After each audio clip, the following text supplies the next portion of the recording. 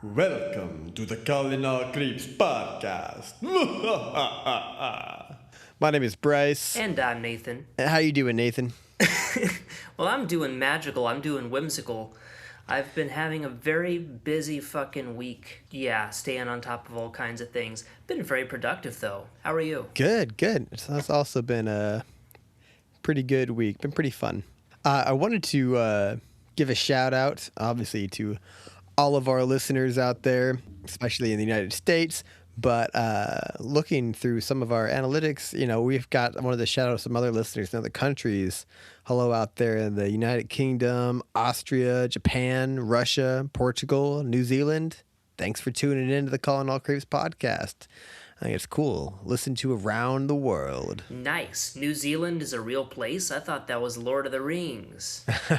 You'll have to write in and tell us what that's like. You got kangaroos down there? Is it like Australia, basically? I don't know a ton about New Zealand, to be honest with you, but it is definitely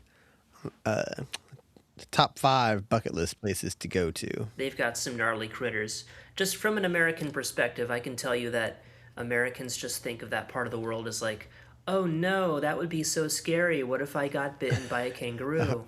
Australia, yeah. Australia, New Zealand, that whole like piece of the hemisphere. But anyway, yes, shout out indeed. And yeah, Bryce, so tonight we've got quite a momentous occasion on our hands because we're talking about one of the most important movies in the horror genre, one of the foundational texts, you could say, one of the big OGs, and that's Nosferatu.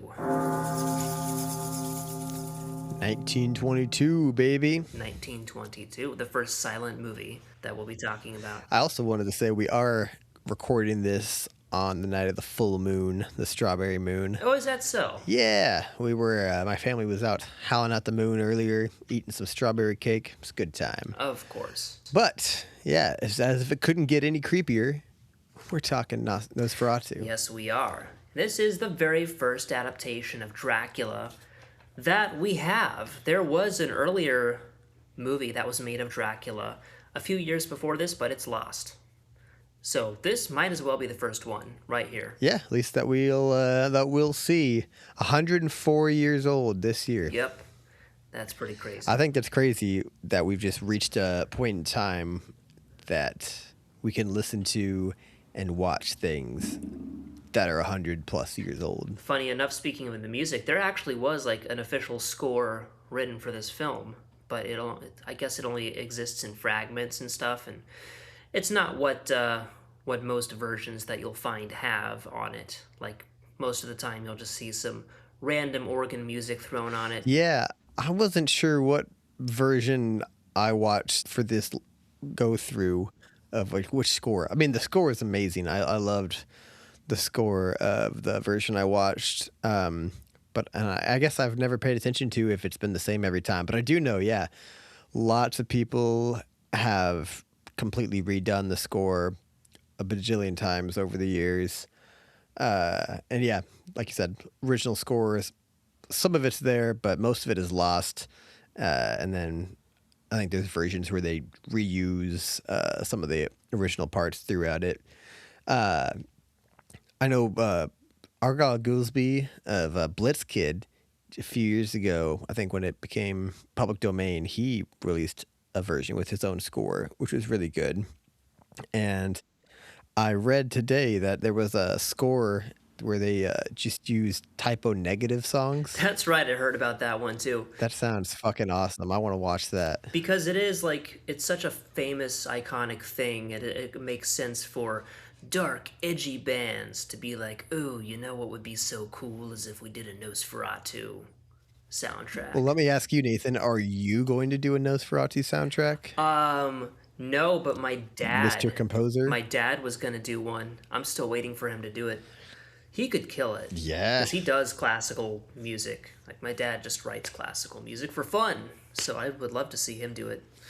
That would be incredible. So, getting into it, I don't want you to tell me yet. We're going to save it till the end. But I'm so very curious. I really just have no idea if this is something that you would like. Because this is going to... I've never heard you talk about silent movies. I know you love old media, but I've never heard you talk about a silent movie. I've been watching silent movies since I was a kid, so I'm used to them. I'm used to being in that world, and I'm used to watching these things. I don't know if this is your cup of tea or not, and I don't want you to tell me yet. But I'm gonna tell you right off the bat. This is gonna be the start of several Nosferatu themed movies that we're gonna watch because the next time it's my turn to pick something, we're gonna watch the remake of Nosferatu, Really? Which one? Or was it a the surprise? Werner Herzog version, and then eventually we're going to watch the Robert Eggers version, which I am positive you're going to fucking hate, but we're gonna have to watch it Is anyways. that the newest version that came out recently? Yes, is Oh, that. yeah. If I'll save my review for that one when we get there. Oh, you've seen it? You've seen Oh it? yeah, I've seen that one. What I haven't Oh damn. seen is the Werner Herzog version, but it's been on my watch list forever. But tonight, I'm curious to know what you think about this one. Don't tell me yet. I'll save it till the end. I honestly have no idea. I don't know if you think this is a classic. I don't know if you thought that this was like boring and stupid and lame. I don't know if you thought that it was just kind of whatever. I really don't know. This is one of the few things where I don't even have a prediction. I have no indication really of because I've never heard you talk about a silent movie, and it is very silent movie-ish. It's like the silent movie, really, like maybe the most famous one. So kind of defines the era. But we'll get there when we get there, won't we? In Yeah, the meantime, in the meantime, I do have to ask you if you have a history with this movie prior to this. yeah. I would say my history starts back with that hash slinging slasher SpongeBob episode. Count Orlok bust through the door and they go Nosferatu. Yeah, yeah, And yeah. that's the first I ever saw or heard of it when I was a wee boy. But I never got around to watching it till high school. But yeah, last I watched it in high school, and I have watched it a good handful of times since. Okay, interesting. Yeah, the version that I had that I saw as a kid, my dad had it on VHS. And the version that my dad had on VHS was literally silent. There was no soundtrack. No soundtrack. Yeah, no, it was interesting. You would put it in, and it would just be dead silence as you watch this creepy ass silent movie. It was quite an experience as a kid. Like, actual dead silence. I mean, was there some like crackling or something? No, just the sound of the fucking VHS tape running. It was creepy as shit. It's like, especially late at night watching this. And like, as a little kid, there are some visuals, there are some shots in this that are just like creepy as hell. It's Yeah. pretty, yeah, How dude. old were you? You think? I want to say I was like 8 or 9, probably. And your dad put this on for you? I guess he did. I guess he Like, probably did you did, sit because around and watch it with them, or? yes. But he also just had it on the shelf, and I think I also sought it out for myself. But Halloween was always a big thing for us, so we would watch. He would show me the OG classic stuff when October came around, and this was one of the things that he showed me. Well, I know we'll get to thoughts on it, but I mean, how was that? How was that first watch for you, being that young, like, and it completely silent? I mean, were you? I mean, whatever your thoughts on the movie are, we'll get to. But I mean, were you bored out of your fucking mind? Were you like, oh, geez, thanks a lot, No, Dad? no. See, the thing is, I was always an artsy fartsy fucker. Like I was raised. My dad and Kim, my stepmom, Yeah. are both like very very bohemian. They're like 1990s hippie, artsy fartsy types. Oh Like they would yeah. take me to art museums and they would show me Picasso. Like my favorite artist was Picasso when I was 6. Like I was brought up to with sort of bougie tastes in the arts, and that's why I'm kind of pretentious. So So that's so I always Cultured, loved very this. cultured.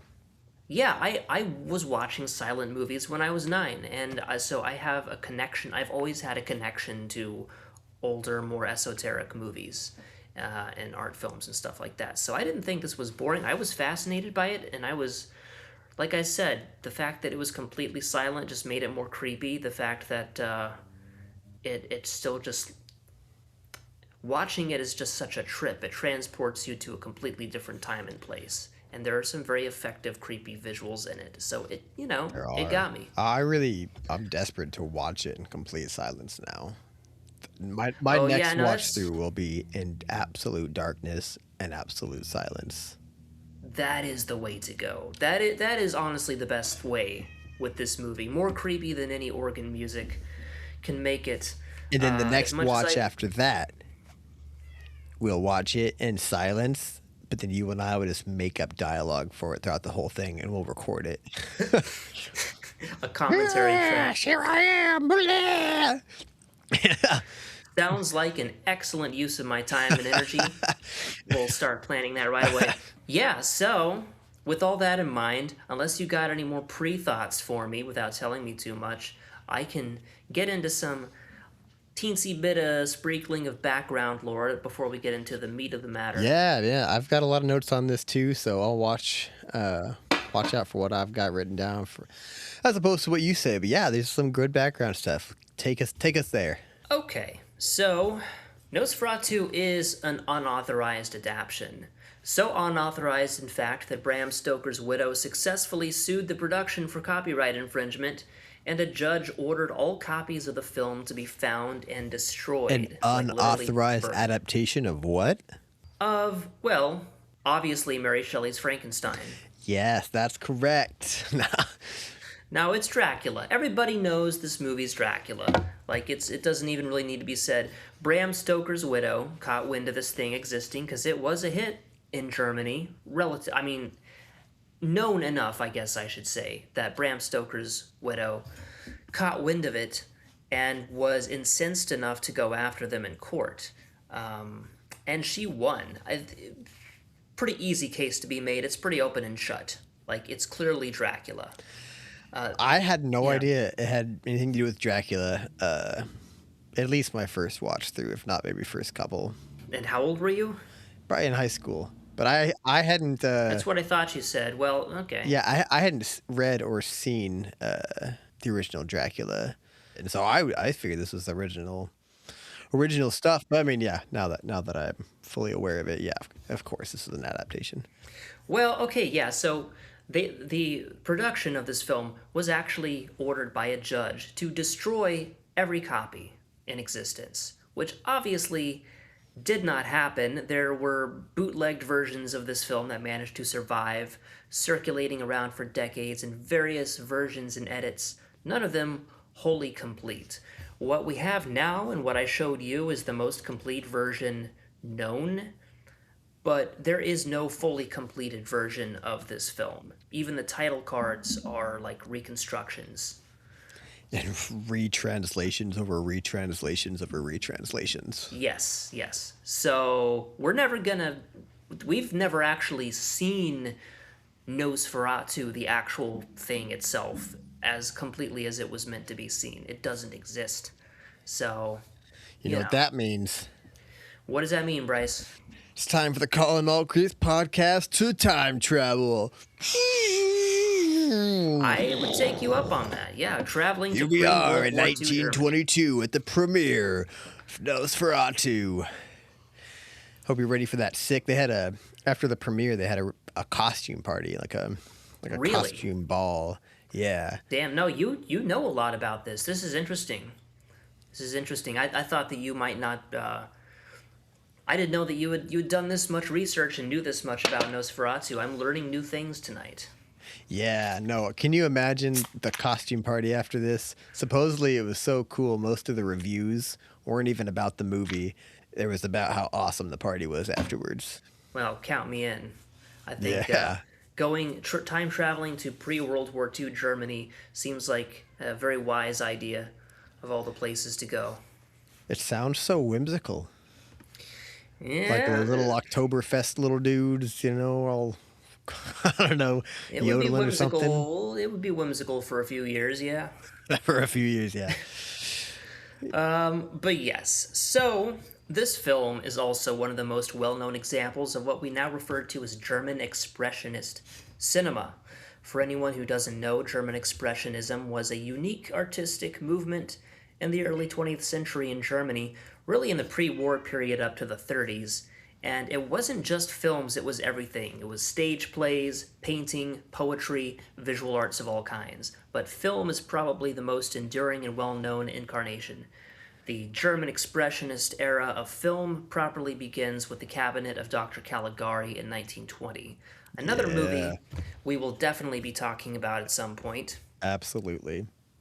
And the style is characterized by abstract visuals with lots of crooked edges, exaggerated angles and perspectives, and dark themes that are often extremely critical and self reflective about German culture and politics of the time.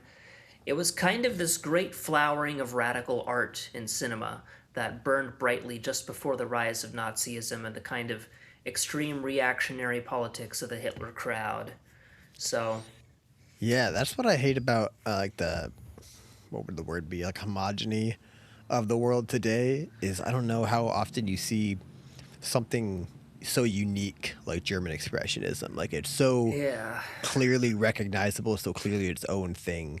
Now a lot of art's just influenced by everywhere all the time, and it all kind of comes together and is very the same. Right. Well, it's the internet. It's also Pax Americana. It's just like, Yeah, I don't want to go to Germany and see a McDonald's personally, but that's kind of just what things are. Um, yeah. Unfortunately, would you have you seen? Do you watch a lot of German expressionism? I love the style. I've seen several movies. I can't say that I've seen all of them. No, I mean who could? Have you seen M? I've not seen M. I love Fritz Lang though. Yeah, Peter Lorre. Oh my God, that's an incredible film. We'll do that one soon. The other big one for me is Metropolis. Have you seen that one? No, didn't they remake that recently? I have no idea. I probably wouldn't be that interested in seeing it. I heard it was really bad. If Yeah. it's what I'm thinking of. Okay, yeah. There's also From Morn Till Midnight. That's another big one for me. And of course Caligari. I mean, who's not down for Caligari? That Oh shit's yeah. great. Yeah, though we're gonna definitely talk about more German expressionist films. I mean, that's the whole Tim Burton aesthetic right there, really. Never escaped Tim Burton. We will no, he's the secret protagonist of this podcast. What could be more whimsical than Tim Burton, Bryce? It is you. Halloween Town, man. It is you with your Grinch heart. You deny the whimsy of Tim Burton. He offers you whimsy on a golden plate, and you say, no, too creepy. I don't like the bugs and the smiles. I I thought it was neat. The producer got the idea of making the movie after during World War One in combat. He met a farmer who believed that his father was an undead vampire. Yeah, well, or at least that was the story they offered during Well, the legal battle over Nosferatu. As I liked it. it I may I I say it's real. it I may was be there. true. It may be true, but it's equally funny for me to think of like, oh well, you see, Your Honor, it's actually not about Dracula. It's actually I was at war and some a guy said a thing. Well, I think he didn't say. I think he said he was inspired to do a film about a vampire. And then, I mean, they say that it's an adaptation of Dracula in the opening credits. I'm pretty sure. But no, I mean, Do I they? am that farmer's father. I am an undead vampire. All right. Well, in any case, the film was directed by F.W. Murnau. What are you making that face for? You're I'm making distracted. vampire faces. Is that a vampire face? It just looks like you're having a conniption fit. Okay. So the film was directed by F.W. Murnau, a notable director in the genre, of whom most of his works are lost. And that's actually a pretty common issue with silent era films. A lot of them just didn't survive the decades because, quite frankly, these early studios just weren't always bothering to keep good track of them. Murnau was a World War I vet who served in the Air Force. Luckily for us, he didn't get blasted out of the air. He studied art history at the University of Heidelberg for several years after the war. He got into film and was naturally drawn to expressionism. And actually, as far as expressionist films go, Nosferatu is a bit on the tame side visually. It's not like watching Caligari or Metropolis or From Morn to Midnight by Karl-Heinz Martin, which are these really crazy looking films that are meant to resemble abstract paintings and things like that. Nosferatu is stylistic and weird, but it looks like it basically takes place in the real world. It's interesting for sure. It sticks out in the genre for actually not looking that crazy out there. So, before we get into the plot, we do have to address the controversy, Bryce. The elephant in the room. Well, for some at least. Do you know what that is? If I had to get, are you talking about the potential idea that it's talking about Jewish people? Yes, there it is right there. Yes, that is the controversy. Okay, so there is a common argument nowadays that Nosferatu, specifically the vampire himself, is a sort of Jewish caricature and that the film is anti Semitic. The idea is that he looks like a Jewish stereotype and is painted as this evil, demonic foreigner who comes to Germany to infect the population. Now, Bring the plague. yes. Now, I wasn't there, so I can't definitively say that this isn't the case, but my personal opinion is that this is a modern misunderstanding. Here are some points to consider. Number one, the script was written by Heinrich Gehlen, who was himself Jewish. The director was gay and probably would not have survived the Holocaust had he lived to see it. And vampires were more associated with the Romani, or as they used to be called, the Gypsies, than with the Jews. Now, again, I wasn't there, so sure, it's technically possible that these gay Jewish people deliberately created a piece of fascistic propaganda against themselves for some reason. I'm just saying it would take some explaining to make me buy it. I understand the modern impulse to be harshly cynical about any piece of old media and to be suspicious of things, but sometimes a vampire is just a vampire. That's my personal position. That's my 2 cents. You got any thoughts on that, Bryce? Yeah, no, I read a lot of the same things that, yeah, there were Jewish people involved. There was the homosexual man, and supposedly, I think I read that he had a lot of Jewish friends and was a supporter also. And so yeah, I would say seems unlikely. But again, who knows? But yeah, I think it's probably just a movie about a fucking vampire. Well, we can definitely, we're open to arguments and interpretations. If anybody wants to send us an angry email, they can direct it at Bryce, who is forcing me to say all of this at gunpoint. So, anyway, with that out of the way, we can get on to the film itself. Right after I let my cat in, can you hear the cat? I think I can. Yeah, okay, hold on a second. He keeps his cat out in the dark and the cold. Nathan is now eating his cat alive. He says, "You bothered me one too many times." All right. The film opens with a moody set of title cards that immediately set the table for the kind of classic silent era look we're gonna get. And the titles are, of course, English translations of German titles that are themselves lost to time. So these are reconstructions. Then we see a book opened to a page that reads, "A Chronicle of the Great Death in Visborg, 1838. One of the major departures from the Stoker novel is the plague, which is a central piece of the story in Nosferatu. We also get a quick teasing of the word Nosferatu itself, which isn't yet explained.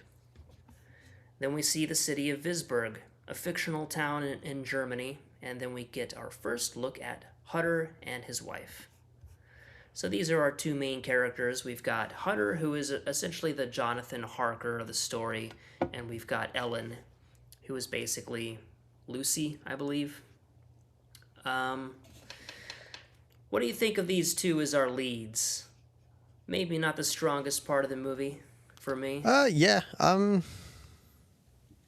fine. They've got some they've got some good parts. Yeah, fine is probably the best way to put it. They're not doing a bad I job. do love the opening credits and that first castle shot. Super nice. But yeah, uh, these two main characters are fine. I don't have any strong opinions either which way, except that that bitch fucking the first thing she does is complain that Thomas killed the flowers he picked her. Yeah, I mean, it's supposed to be romantic and whimsical, Bryce. It's supposed to be like, oh, she's so pure. She can't even stand the thought of flowers being picked. Nah, And you can't yeah. hear, you can't hear him say it, but he says, oh, shut the fuck up, bitch. Yeah, I guess we have entered the era of bring her a potted plant and not cut flowers. He should have got the fucking memo, I guess. Yeah, so the guy playing Hutter, the young man, Thomas. I don't, yeah, Thomas Yeah. Hutter. He his performance, I don't think he's meant to be a complete dumbass, but I think he is supposed to be a little bit goofy and just sort of naive and not really understanding his wife's needs very much. He's just kind of a dopey, well-meaning but not necessarily super intelligent young man. And his wife, Ellen, is kind of moody. She's got complicated needs as a person. A lot of mood about her. Yeah, you can Yes. see he's not the sharpest tool in the shed. I mean, do you see his boss, that Ebenezer Scrooge looking motherfucker? Her knock. Knock. Yeah, Yes. I wouldn't work for that guy. I mean, he should have known that's an Ebenezer Scrooge looking guy. And then, of course, Pretty sure. his Pretty sure everybody over 35 looked like that back then. and then his dealings with Count Orlok himself. Yeah, he might be a little dopey. Yes, but oh so well intentioned. But okay, so they seem like a happy couple, if a little bit melancholic, especially Ellen. And like you say, Hunter works for a guy named Knock, who is essentially this movie's Renfield, more or less. Yeah. And the first time we see him, he is in his office reading some kind of occult looking manuscript, which as a kid, I just could not stop pausing the movie and staring at that manuscript. Dude, Just so weird looking. same. Yeah. Did you do any research into why that's there? No, I wouldn't have known how to do research into it. I didn't really have internet access readily available to me all the time, so I would have had to like go to the library. Yeah, no, I mean, I don't know if you did it for this episode or anything. But yeah, supposedly it's, I think, Enochian is the language on Okay. there. So it's supposed to be like the language of the angels. And there's a lot of, magic symbols and hermetic and alchemical symbols, Kabbalistic, Kabbalistic. Interesting. And supposedly the producer or somebody is part of like, I don't want to say a cult, but part of like a secret society kind of thing. And that was the whole I purpose of this see. production company, was to create films that had to do with magic and the occult. And that it's littered throughout the whole movie, which is super cool. It's my favorite part of the whole movie, is like all this stuff. And like he was like a high up guy in his little society and stuff, and really neat stuff in there. Well, that's more new information to me. I had no idea about Yeah, that go stuff. read about that guy. Yeah, that's really fun. But that's my kind Huh. of stuff. You would know about that backstory. I didn't know anything about. I just assumed that it was complete gobbledygook that they just made up on the spot. Yeah, no, I like you, didn't. I'd Yeah. pause and go, "Oh wow, I wanna know more about that." And yeah, I wish I sounded a little more well versed on it. I'm not, but really interesting though. All the occult stuff in this film, and in the people Definitely. who are putting it together. A big part of it. Right. So Knock, he sends Hutter on a trip to Transylvania to meet up with this guy, Count Orlok. Not Count Orloff from a series of unfortunate events, but Count Orlok, who wants to buy some land in Visburg. We've been here before. This is familiar Dracula territory. Hutter returns home and breaks the good news to his wife about his oh so impressive business opportunity, and she is not having it. Seems like Ellen doesn't really care about being rich or anything like that. She just needs to feel stable and safe, and above all, not left alone. But Hutter packs up and goes off to Transylvania, and this is where the movie starts to get really interesting. Ellen is left in the care of Hutter's friends, who are going to have quite the task on their hands.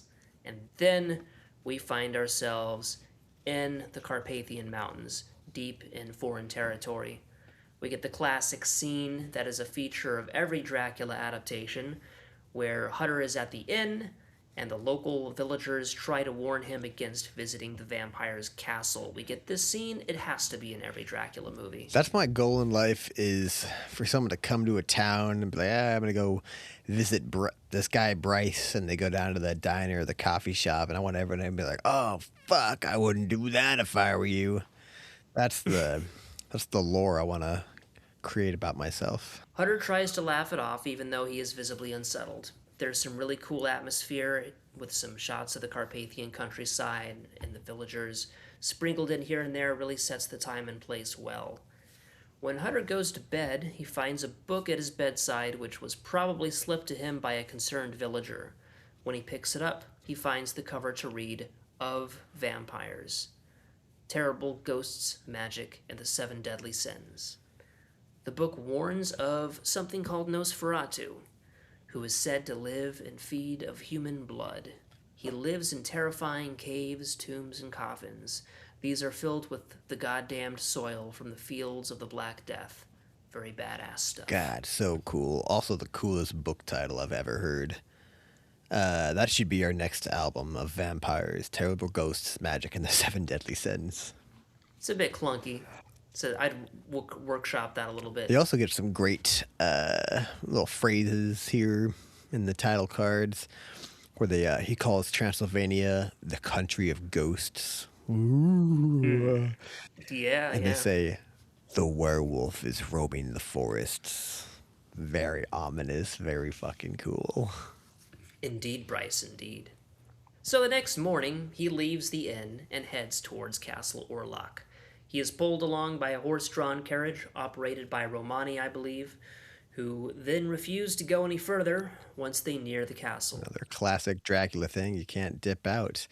I wouldn't take you up there for all the money in the world, dude. Yeah, and also the villagers, the local people being very, polite and concerned about our protagonist, who is just, nothing but rude about it.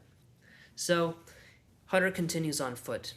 Before long, he is picked up by a very sinister horse-drawn carriage, driven by Orlok himself, I would assume, though I guess we're not supposed to know that yet. He just kind of shows up in a funny hat and drives off with him. Yeah, another classic Dracula thing, that it's Dracula who drives him there. I assume it's, Orlok here as well. But yeah, kind of supposed to be mysterious. And also, I mean, if you're the count of some place, I'd have to disguise myself too if I had to dress up to be my own chauffeur. Oh, yeah. Yes, I'm the count of the land. Let me send my limo down to get you. Crap, let me put on my fucking limo outfit and drive down there and pick this guy up. Right. Man, so undignified for the king of the castle. Yeah, so funny. Hutter looks suspicious, but he gets in anyways. The carriage is shown driving unnaturally fast, and we get some pretty cool camera effects where it looks like the film is sped up and the saturation is messed with to make it look all magical and eerie. And then Hutter enters the castle and finds Orlok.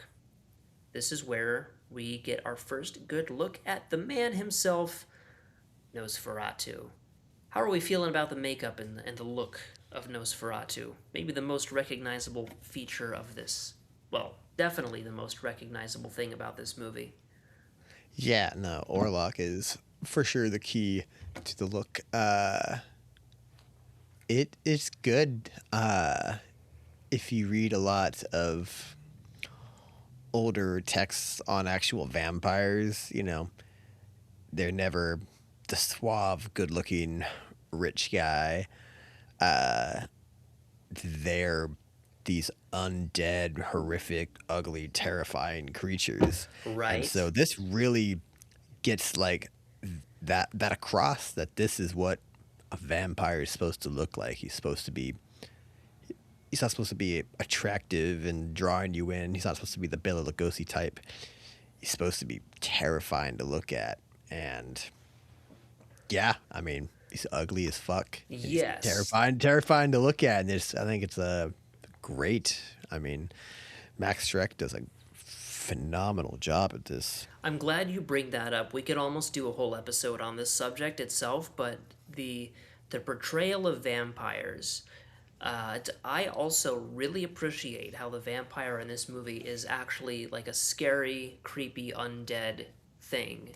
And it's not like, oh, he's like a sexy rich guy. He's like a suave, cool guy. I don't know. That started with Lugosi. I don't necessarily love that. I like it as a vampire movie type of thing. But it's But not really true to the folkloric roots of what vampires exactly, are. I just also really appreciate the folkloric roots of it. I always think about how all the old descriptions of vampires before we get all the fictional stories and the Hollywood, it really makes a lot of the array of monsters. I don't know, there's a better word for it, but the array of monsters we have really all seem like one monster.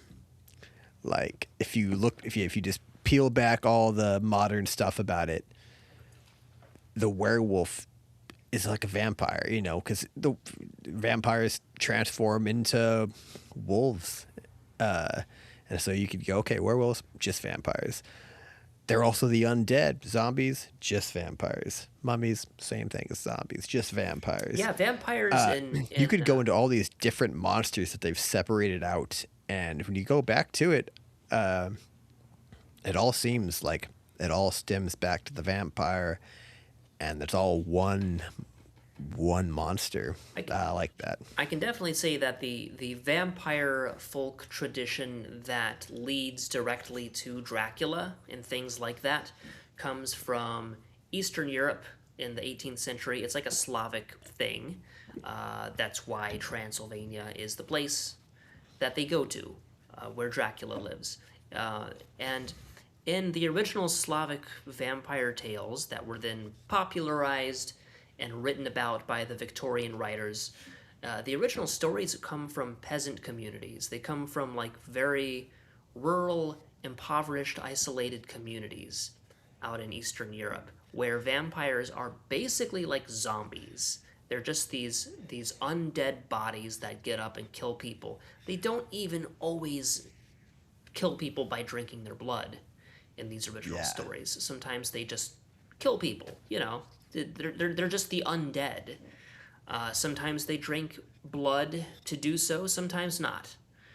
And it's a very different kind of vampire from what we get when the Victorian romantic Gothic writers started gentrifying vampire folklore and turning it into like, what if he was like a sexy rich guy in a castle? That would Yeah. be cool. And all the origins of the vampires. This one, there's lots of reasons like on how someone can become a vampire. And again, due to the people involved in this film, they change it up for this film, where he is a creation of Belial, a satanic archdemon, something like that. Archdemon, I believe. Yeah. So yeah, and it's this demon creates Orlok.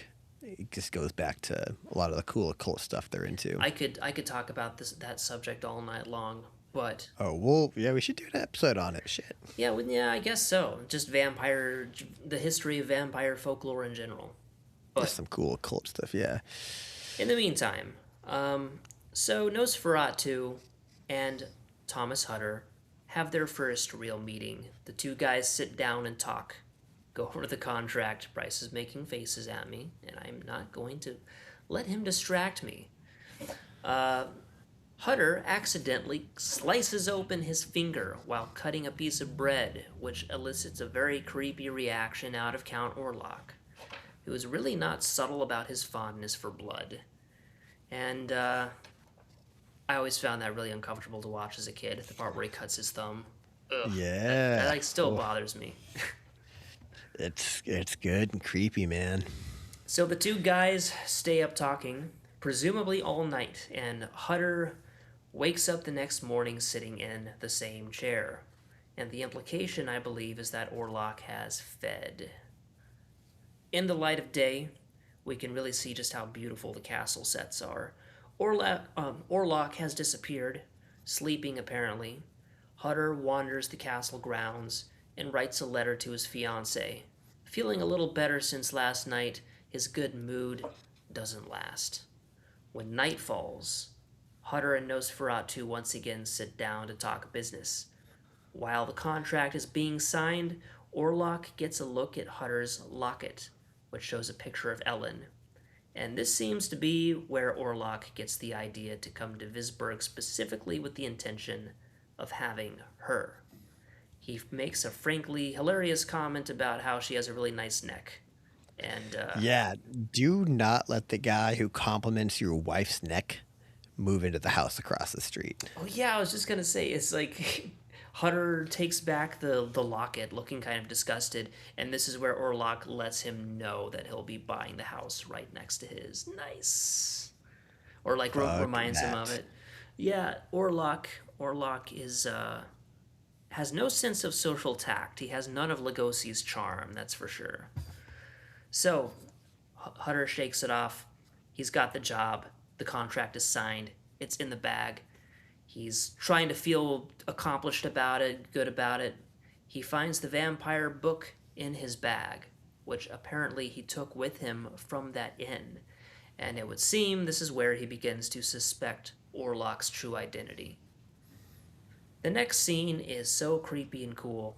Hutter sees Orlok in the darkness of the castle at night, looking terrifying as fuck, and it clicks. He realizes he's in danger. Orlok approaches him in the darkness, and Hutter, like some kind of moron, hides under a blanket. Meanwhile, at the same hour, Ellen is back home in her bed. She stirs awake and begins sleepwalking.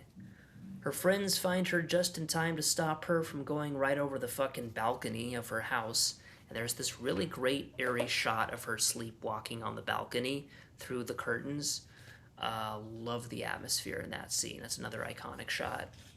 Yeah, right around here too, you get that really good shot of his shadow on the wall, right? Orlok's shadow on the wall. The one where he reaches for the doorknob? That's much later. Is that much later? You're thinking of the scene where he creeps up the steps and towards her room, right? No, I don't think so. If I saw it, I would know what you're talking about. Yeah, Lots of but great God, shots. lots of great shots. So the point is that she seems to be in some kind of telepathic communication with Orlok or the goings-on in Transylvania. Orlok, meanwhile, looms over a sleeping Hutter, and it seems feeds on him again.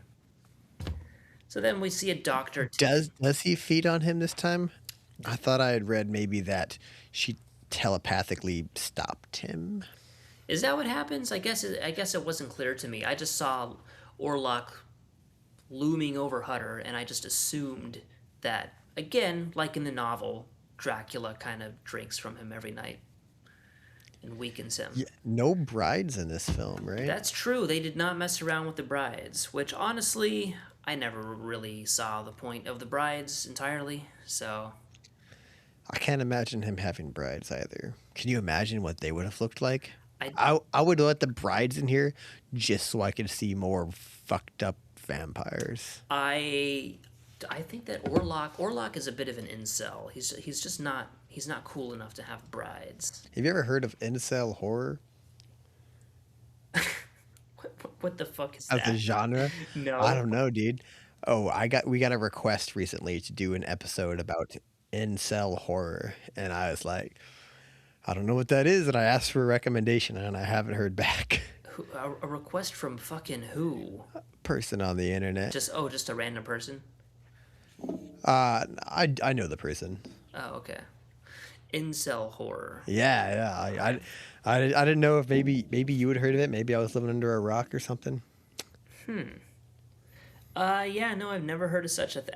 Like, what would that be? I don't know. Yeah. Just waking up. I don't know. Okay, so a doctor tends to Ellen, and they basically conclude that she has some kind of unknown illness, a sort of hysteria. In Transylvania, Hutter wakes up and feels his throat tenderly.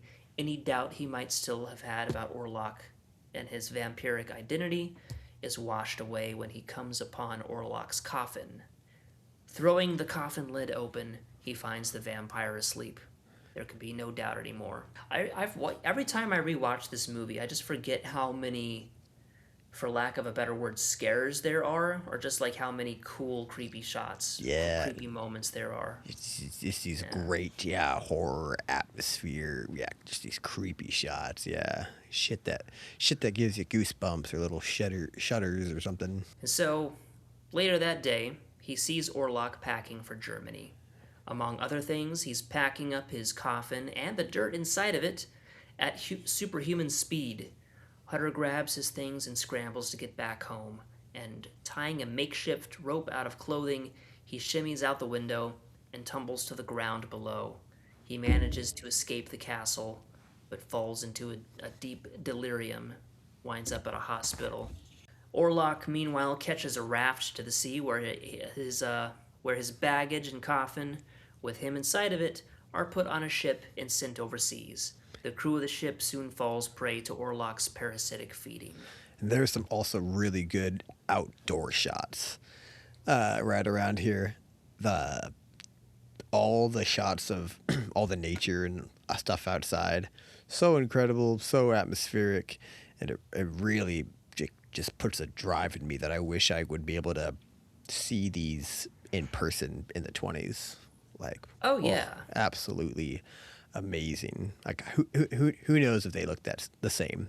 If they look the same today, that's good. Someone from Germany or wherever these might have been shot, let us know.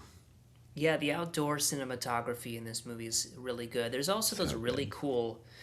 There's also the really cool beach shots where Ellen is like sitting next to the ocean, and you've got like the graves on the sand and the beach. It's just like stuff like that. Again, it's like little sprinkles of German expressionist visuals in a movie that is mostly pretty normal looking as far as these things go. It's not like they're living in Caligari land, but you've got these little sprinklings of just like the abstract, little touches of the abstract here and there. I wonder if there are any beach cemeteries.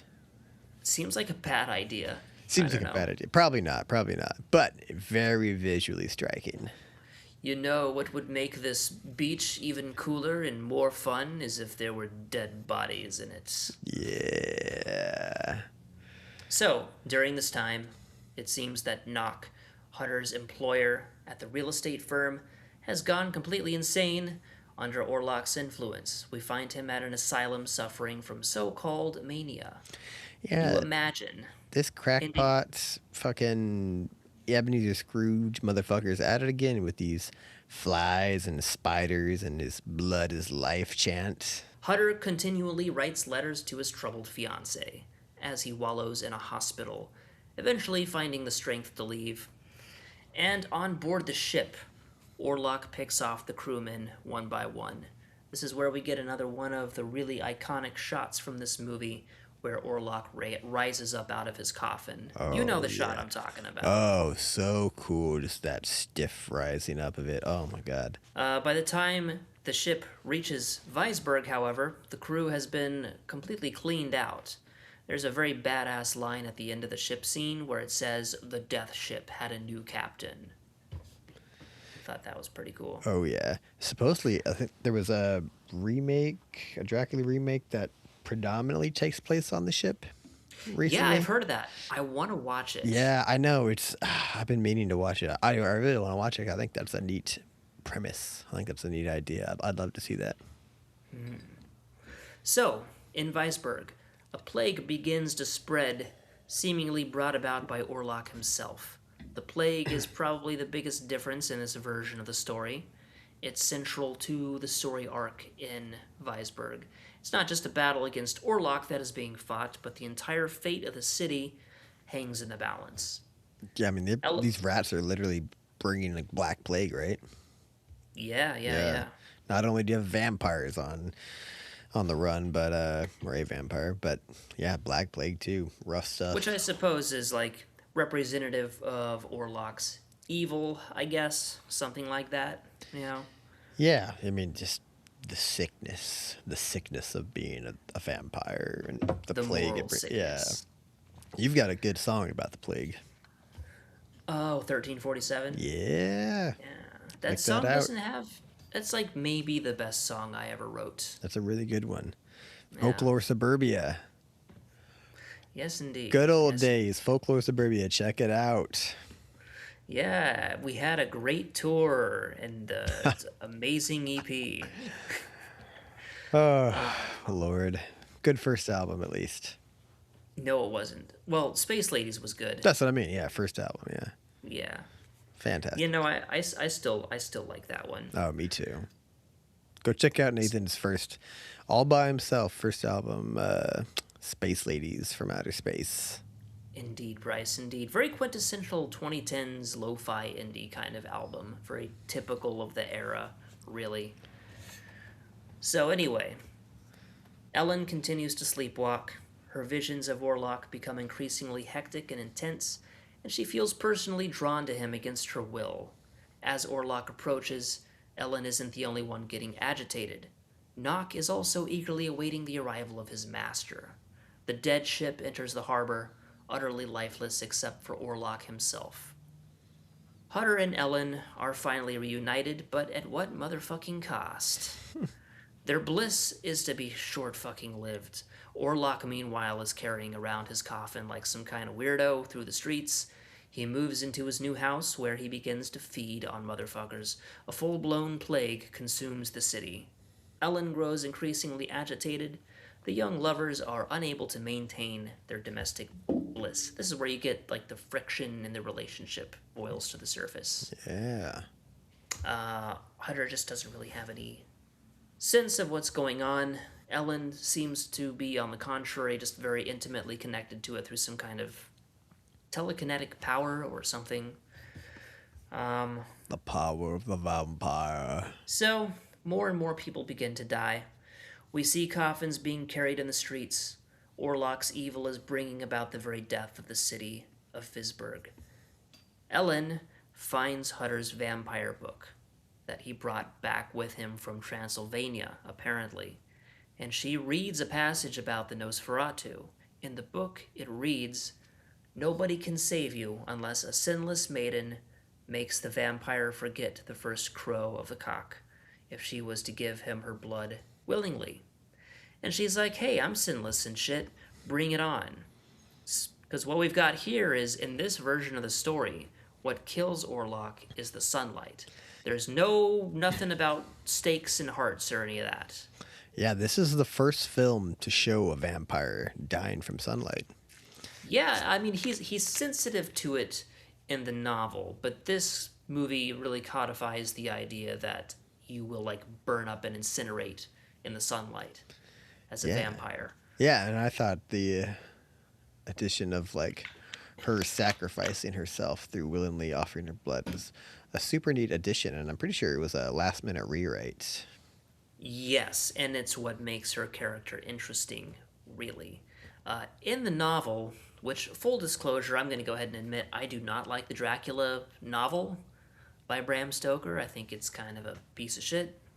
But her character in the book is unforgivably boring. Here they give her something to do. She has to sacrifice herself for the city. She she has something to do in order to be such a major character, and this is really what makes her maybe the most interesting character in the movie. She makes the choice to give herself up for it. She's the only one who figures it out. She's the only one who investigates this and figures out that she has to do that in order to save everybody. Yeah, because there's no Van Helsing in this, right? Thank God. Thank I God. don't. Yeah, not a Van Helsing fan, Okay. personally. Yeah, but even usually, you know, in the iterations, he's there to let you know what's going on and what to do. And yeah, she does this all herself, man. Yeah, well, she doesn't have to go looking for him either. He finds her. Yeah. He's already drawn to her. So we see him creeping in the window. Another great shot. Another just absolutely cursed visual of him looking through the bars of the windowsill. Just like that's fucked, man. Oof. That's just fucked. Yeah. So this is where we get that really famous shot of his shadow, where he creeps up the stairs and reaches for the doorknob and goes into Ellen's bedroom. The vampire overcomes her and feeds. Eventually, the sun does come up, and Orlok has lost track of the time. He smolders and vanishes in the morning light. Should have worn a watch. Yes, he should have. Set an alarm, dude. Didn't have iPhones back then. He couldn't set an alarm. This would never happen in the modern era. Should have had one of those candles with a nail in it. Ellen does not survive, but she did get rid of Orlok. Hutter returns just in time to catch her in his arms as she draws her last breath, calling out his name, and that is that. You, of course, get the actual effect when Orlok dies is just like he goes, "Ah," and then fades out. Yeah. And then there's like a little. It's kind of like I don't know. I guess I have mixed feelings on it. I don't know what else he could have done at the time. That's true. That's true. Yeah, it looks fine. I think as a kid I thought it looked cooler. Yeah. But, yeah. So, she dies, and the movie pretty much just ends there. We get it. We understand. We don't have a whole lot of epilogue or anything. We don't have any scenes of Hutter, like, moping about it after the fact, or throwing himself on the coffin at the funeral or something like that. It's just kind of like, bro, oh, she died. Yeah, But dude. got rid of the plague. The vampire came, the vampire went. And that's it. That is the plot, which, for anybody who hasn't seen this, and is just hearing me describe it, obviously it's basically Dracula, but with some key and some very interesting differences. Yeah, we know we're already an hour or more into this, and it's been out for 104 years, but spoilers, that was the movie. Oh, what do you think about the color? Oh, okay, so I forgot to mention, that is actually supposed to be there. That is in the original print. It wasn't just a black and white movie when it was shown theatrically. It did have the tinted colors. Yeah, I think it's super neat. I like it. I do. I got to admit, I do like it. Part of the reason for it was that there's lots of day for night. So there's lots of scenes that are supposed to take place at night, but of course they couldn't really do that on film back then, so they would tint it blue and that sort of thing to let you know the time of day and things like that. It creates a really nice atmosphere. I think it's pretty cool. And it was a common enough thing to do. Yeah, I think that was just I didn't know that was original. That's super cool. Yes. I thought that was because I've seen a lot of black and white films of the time, and I think this was the first time I saw that tinted bit in there, and I just thought that was really neat. You read about the movie having a lot of poetry and a lot of flow and a lot of rhythm, and I learned researching this that they did the acting to a metronome to control the pace. So really? you can, yeah, they had a metronome going, so the pace was all on time, so you can really feel the rhythm in this movie. That's crazy. I didn't know that. Wow. Yeah, I thought that was super neat. That's a neat idea to do. I mean, especially if you're doing silent movies. Nice. Well, again, you bring new information to me that I didn't know, Bryce. You surprised me tonight with your Nosferatu lore. So, but speaking of that, we can finally get to it. We can talk about our feelings on the movie. We've already talked about how important this movie is, how iconic it is, and all that stuff. Blah, blah, fucking blah. Boring. I want to know what you think.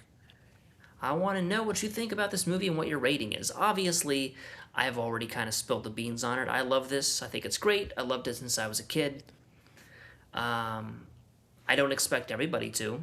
I can definitely understand not being into this. Depends on a lot of things. Depends on, among other things, how into silent movies as a thing you are. If you like silent movies like I do, this is very watchable. If you're not so much about the silent movies, if you don't like reading the title cards, if you're not into the acting, if you just don't like the way they look, whatever it might be, then you're going to run into problems with this movie. But, Bryce, what do you think of Nosferatu? I think this movie is fucking awesome. Oh, really? Nice. Yeah. And I surprised myself when I first watched it. I wanted to watch it just to, again, at the time, historically, I was like, oh, it's like the oldest vampire movie I can watch. So I wanted to check it out. And I knew going in it was a silent film. And my little brother was really into silent film. And so I'd watch him with him sometimes. And generally, whatever. Not super into silent films. Some physical comedy stuff is really fun. But in general, I don't watch a lot of silent films. There's a few I watch and I like, but I would say not really my alley.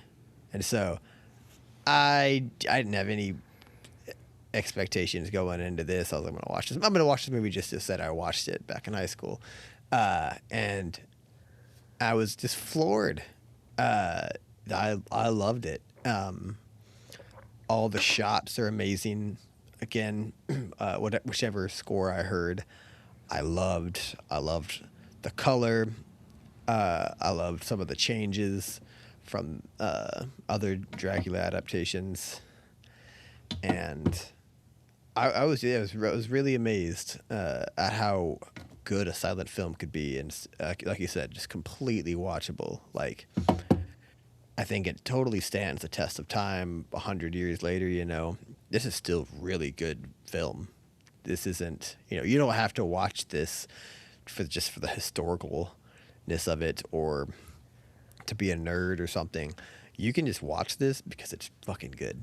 It's really good, especially just like the camera work. The shots are, sure, Dracula, or Orlok, whatever. Again, it's fun that he looks all freaky and fucked up. But, some people don't like that or whatever. So you could see that. You could say, oh, the other actors, whatever. But the shots.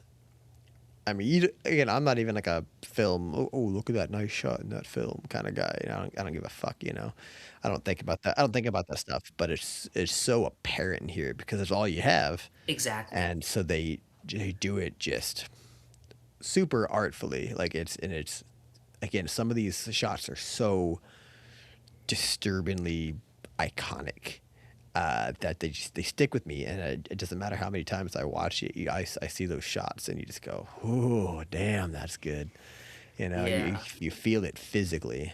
It's so important for the makeup to have been good in this movie. If he looked goofy, if it was like the same shots but it was like typical silly looking silent movie makeup or something, or he looked like a clown or something, it probably just wouldn't hit as hard. He has to look the way that he looks. It's an iconic Yeah. Look. And again, like a lot of that sharp, angular German expressionist stuff really, really lends to that. Yeah, and like when we watch, if he was rounder at all, if he was, again, normal looking or silly looking or attractive looking or something like that, just wouldn't work. It'd still probably be good, but I mean, it is that sharp, angular contrast. It's so shockingly stand out. He is a lanky boy. He has to be thin and sort of corpse-like in his frame. It makes the shadow shots good. Yeah. I mean, yeah, all the stuff. I mean, you really gotta pay attention to all those little details in there. I mean, yeah. So, I'm gonna give it an 8 out of 10 disembodied human skulls. Holy crap, that's crazy, Bryce, because that's my rating too. I was going to give it an 8 out of 10. Damn, look at us. We're just lining up. Yes, we are. Yes, we are. This is interesting. I didn't know. I thought there was a chance you would think it was awesome. I also thought it was equally likely that you were just going to be like, I guess it was whatever. I don't know.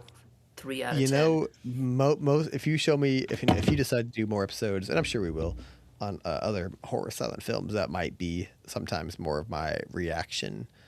Though there are some that I do watch, and I'm sure there's plenty I haven't seen that are probably good as well. But yeah, general silent film, whatever. But yeah, no, this it at the very least is a diamond in the rough. It's again, stands the test of time. Indeed it does. It'll be interesting to see what you think of Caligari. We'll get to that one of these days too. That's a more obviously expressionist, more typical kind of expressionist look, where it's a lot more over the top and I guess Tim Burton-y, for lack of a better descriptor. So, well, I think it's safe to say that we both recommend Nosferatu. Have you seen any of the other... Well, I know you saw the Eggers version. You have not seen the Herzog version. Have you seen Shadow of the Vampire with Willem Dafoe? Oh, yes, I own that, yeah. Oh, wow, okay. Now we're going to talk about that one too, definitely, at some point. I love that one. Wow, yeah, I forgot about that. Yeah, Shadow of the Vampire, yeah. In which Willem Dafoe plays Orlok, which is just so fucking perfect. Gnarly. Yeah. Yeah, dude. Well, unless you got any further thoughts about Nosferatu, I think that pretty much is that on top of that, isn't it? Yeah, that's the film, everybody. It's spooky as fuck. It's very good. Go watch it, or else... We'll find you and kill you. Yeah. We will bring the bubonic plague to your home. Damn straight. But yeah, thank you for listening. Check out the October Society and the Colin Creeps podcast, all over social media. And yeah, tune in next week for a fantastic Boris Karloff film. All right, yes. Until next time, bad dreams. Bye. Thanks for listening.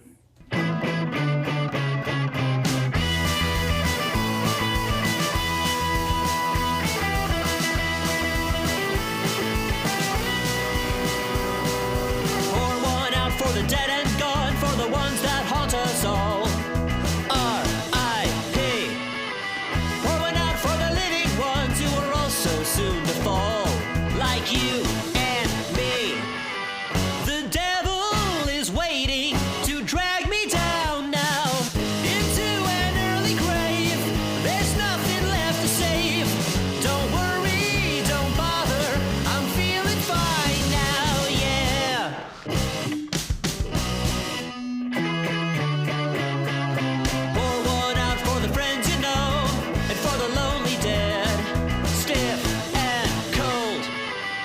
Freaking out on me now, don't lose your head, it's just your soul. The devil is waiting to drag me down now into an early grave. There's nothing left to say. Don't worry, don't bother, I'm feeling fine now, yeah.